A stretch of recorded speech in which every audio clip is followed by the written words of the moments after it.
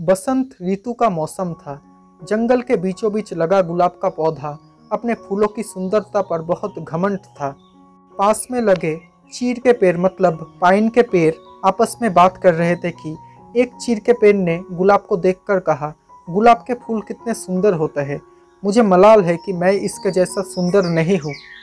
तभी दूसरे चीड़ के पेड़ ने उससे कहा कि दोस्त, उदास होने की आवश्यकता नहीं है, हर किसी के पास सब कुछ तो नहीं हो सकता ना।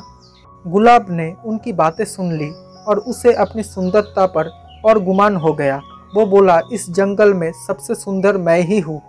तभी सूरजमुखी के फूल ने उसकी इस बात पर आपत्ति जताते हुए कहा, तुम ऐसा कैसे कह सकते हो, इन जंगल में बहुत सारे सुंदर फूल हैं और तुम बस उनमें से एक हो। तब गुलाब ने इतराते हुए कहा, लेकिन सब मुझे देखकर ही तारीफ करते हैं।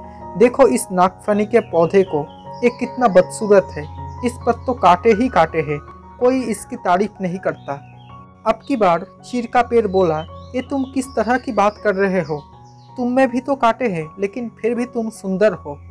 गुलाब को इस बात पर गुस्सा आ गया और वो बोला, तुम्हें तो सुंदरता का मतलब ही नहीं पता।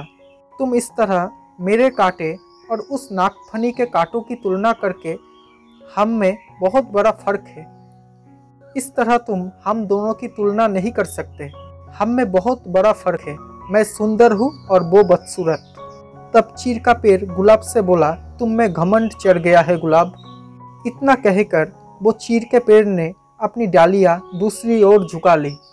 इन सब के बीच नागफनी का पौधा चुपचाप रहा, लेकिन गुलाब ने गुस्से में अपनी जड़ें नागफनी के पौधे से दूर हटाने की कोशिश की, लेकिन ऐसा संभव नहीं था।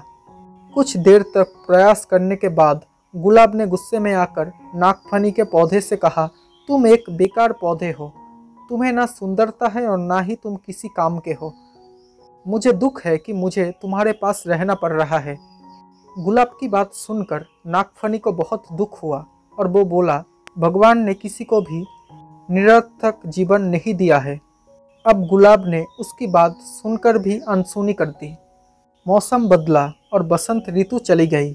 धूप की तपिश बढ़ने लगी और पेड़ पौधे मुरझाने लगे। गुलाब भी मुरझाने लगा।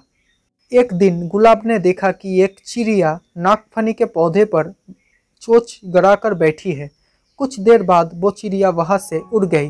वो चिड़िया ताजगी से भरी लग रही थी।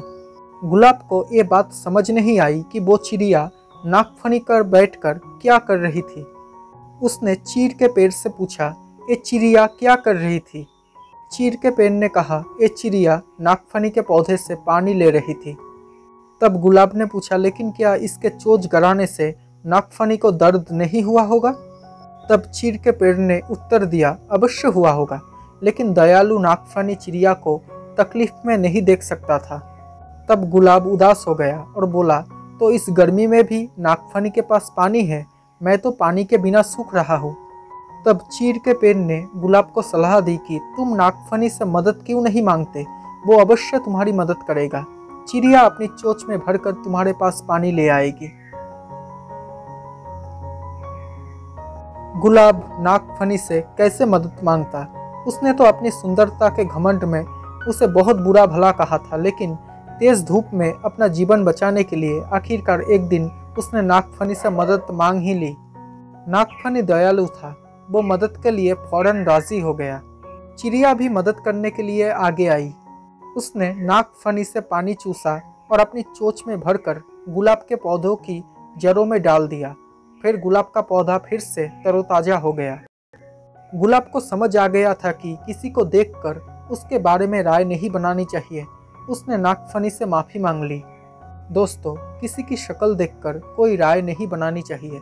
इंसान की बाहरी सुंदरता नहीं बल्कि आंतरिक सुंदरता मायने रखती है।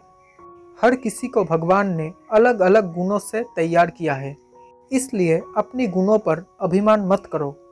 एक दूसरे की सहायता से ही जीवन आगे बढ़ता है। दोस्तों, अगर आपको ये कहानी पसंद आई हो तो प्लीज़ मेरे इस चैनल को सब्सक्राइब कर लेना और नोटिफिकेशन बेल आइकन को ऑन कर लेना, ताकि जब भी मैं ऐसी कोई वीडियो बनाऊँ तो सबसे पहले आप तक नोटिफिकेशन पहुंच जाए। Thank you so much for watching this video.